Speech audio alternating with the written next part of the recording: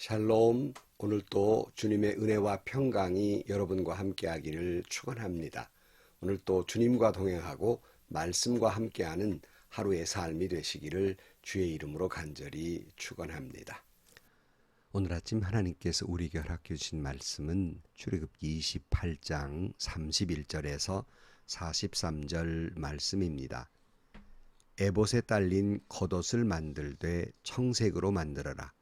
그 겉옷 한가운데에 머리를 넣을 구멍을 내고 그 구멍의 둘레를 갑옷의 기처럼 단단히 홀쳐서 찢어지지 않도록 하여라. 그리고 겉옷자락 둘레에는 청색실과 자주색실과 홍색실로 석류 모양의 술을 만들어 달고 석류술 사이사이에 금방울을 만들어 달아라. 겉옷자락을 돌아가며 금방울 하나, 석류 하나, 또 금방울 하나, 석류 하나를 달아라. 그리하여 아론이 제사를 드릴 때 이것을 입게 하여라. 주의 앞에 성소를 드나들 때에 방울 소리가 나면 그가 죽지 않을 것이다. 너는 순금으로 패를 만들어서 그 위에 인장 반지를 새기듯 주님의 성직자라고 새겨라. 이것을 청색실로 꼰 끈에 매어서 제사장이 쓰는 관에 달되 그것이 관 앞쪽으로 오게 하여라. 이것을 아론의 이마에 달게 하여 이스라엘 자손이 거룩한 예물을 드릴 때에 그 거룩한 봉헌물을 잘못 드려서 지은 죄를 그가 담당하도록 하여라.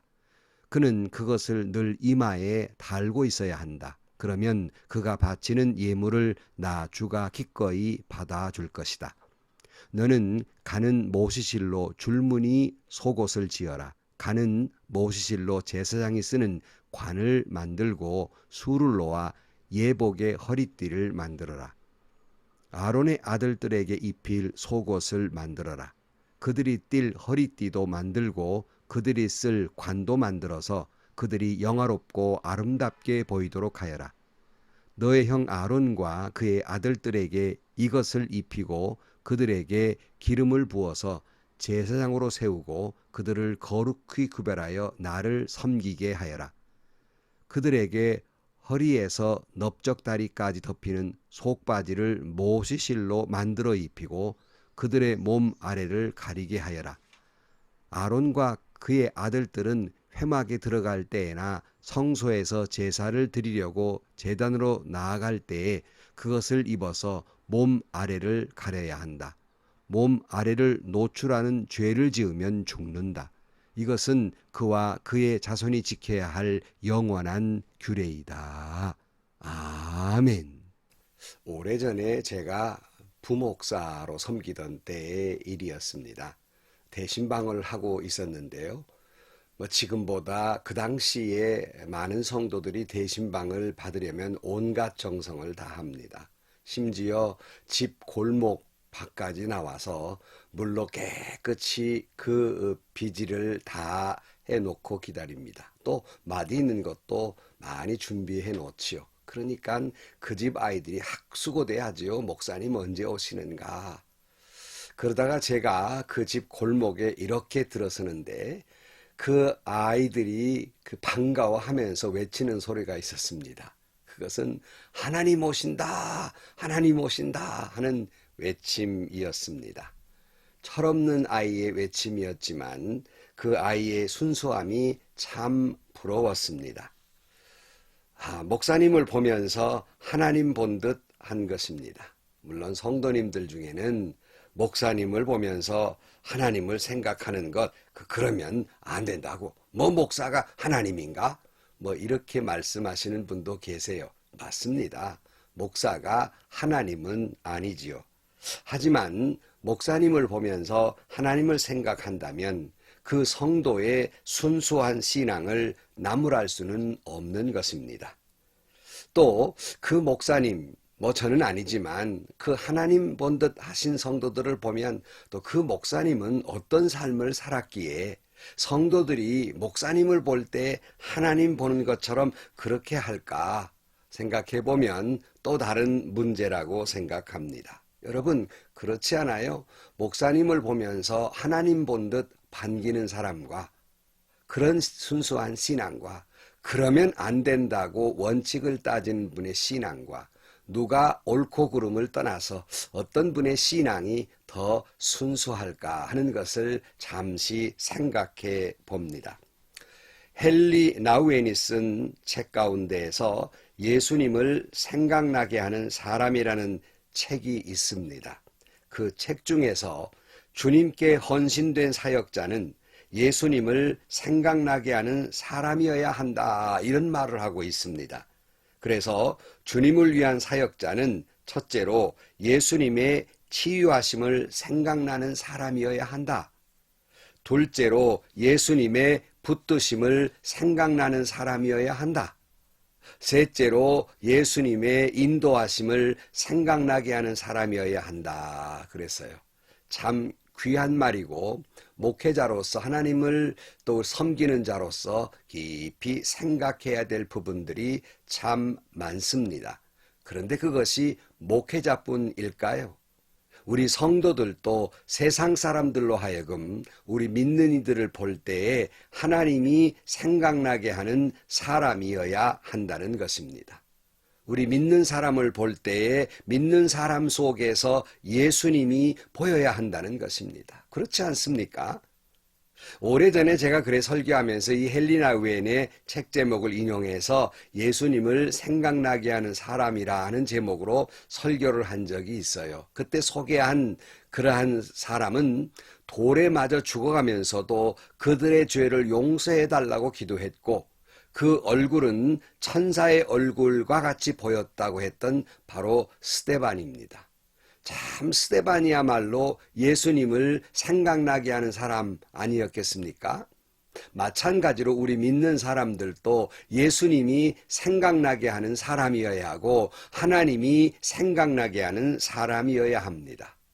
이 말씀을 왜 드리느냐 하면 우리는 이 제사장의 의복 규례를 마무리하면서 왜 하나님은 제사장에게 이런 복장을 하게 하셨을까 이렇게 생각해 보면 바로 이 제사장의 모습 속에서 곧 이스라엘 백성들로 하여금 하나님이 생각나게 하려는 것입니다.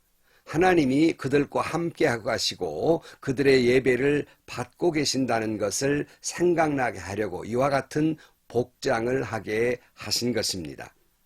오늘 31절 말씀에 보면 에봇에 딸린 겉옷을 만들되 청색으로 만들어라. 그 겉옷 한가운데 머리를 넣을 구멍을 내고 그 구멍의 둘레를 갑옷의 기처럼 단단히 홀쳐서 찢어지지 않도록 하여라.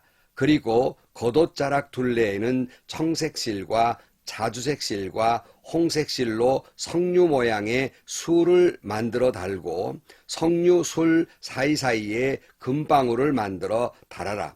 겉옷자락을 돌아가며 금방울 하나, 석류 하나, 또 금방울 하나, 석류 하나를 달아라.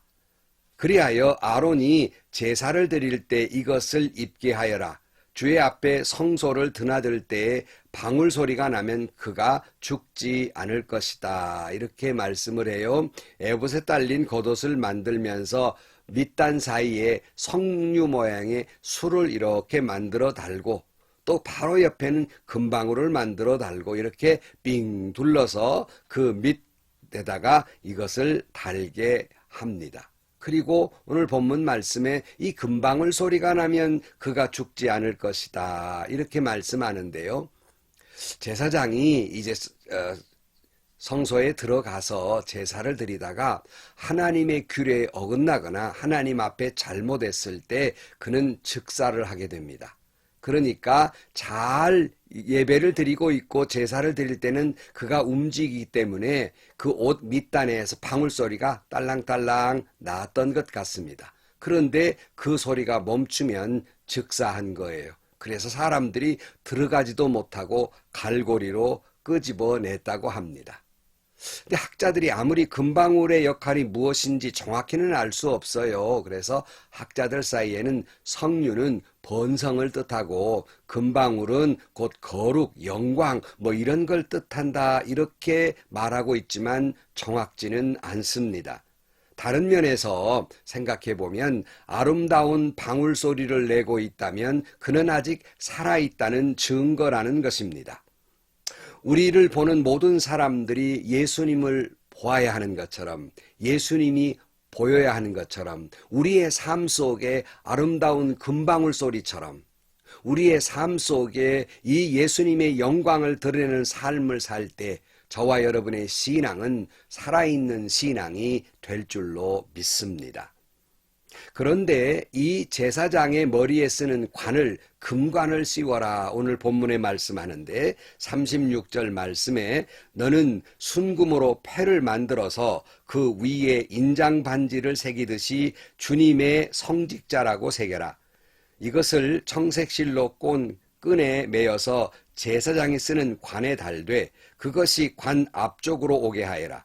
이것을 아론의 이마에 달게 하여 이스라엘 자손이 거룩한 예물을 드릴 때에 그 거룩한 봉헌물을 잘못 드려서 지은 죄를 그가 담당하도록 하여라. 그는 그것을 늘 이마에 달고 있어야 한다. 그러면 그가 바치는 예물을 나 주가 기꺼이 받아줄 것이다 말씀해요. 제사장이 그 자신이 높은 사람이라 금관을 씌우라, 그런 말은 아닐 것입니다. 제사장은 곧 하나님을 나타내기 때문에 그가 쓴 금관은 곧 하나님의 존귀함, 하나님의 영광을 드러내고 있고, 그리고 그 금반에 그칠 패는 하나님의 성직자라고 오늘 우리가 읽은 성경에는 번역하고 있습니다마는 또 다른 데는 하나님께 거룩이라는 그런 번역을 하고 있습니다. 아무튼 그런 뜻을 새겨서 붙여 쓰도록 했습니다. 그래야 그가 바치는 예물을 하나님께서 받으신다, 이렇게 말씀해요. 그러니까 제사장은 하나님의 성직자로서 이스라엘 백성들의 예물을 대신 하나님께 드리지만 하나님 앞에서 성직자로서 거룩해야, 이스라엘 백성들의 거룩하지 못함을 대신해서 그 자신이 거룩해야 예물을 받으신다는 것입니다.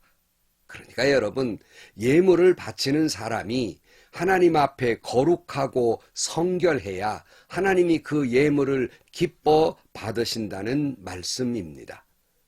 이사야 1장 11절 말씀에 이런 말씀이 있습니다. 주님께서 말씀하신다. 무엇하러 나에게 이 많은 제물을 바치느냐? 나는 이제 숫 양의 번제물과 살진 짐승의 기름기가 지겹고 나는 이제 수송아지와 어린 양과 숫 염소의 피도 싫다.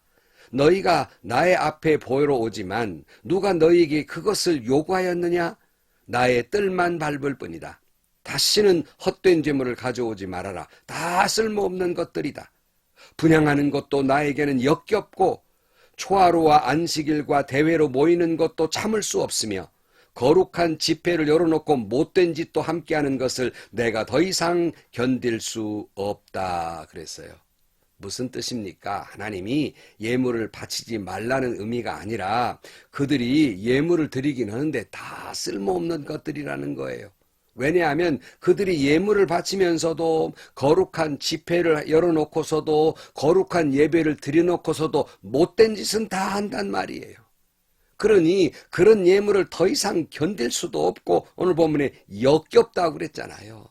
참을 수도 없다고 했잖아요. 다시는 가져오지 말라는 것이에요. 여러분, 예배를 드린 사람이 온갖 못된 짓 다 하면서 하나님께 예물을 드리면 하나님이 그 예물을 받으시겠습니까? 더 이상 못 견디겠다는 거예요. 금방 예배를 드리고 돌아서서 남의 말 쑥덕거리고 악담하고 화를 내고 고집 부리고, 아니 그런 사람의 예배를 하나님이 받으시겠습니까? 더군다나 성전 안에서요. 뭐 회의를 한다 뭘 한다 하면서 있는 화를 다 내요. 당회를 하고 뭘 하면 재직회를 하면서 화를 다 내요. 그 예배 하나님이 받으시겠습니까? 그가 드린 예물을 하나님이 받으시겠습니까? 그 공동체가 하나님의 뜻에 따라 뭘 결정할 수 있겠습니까?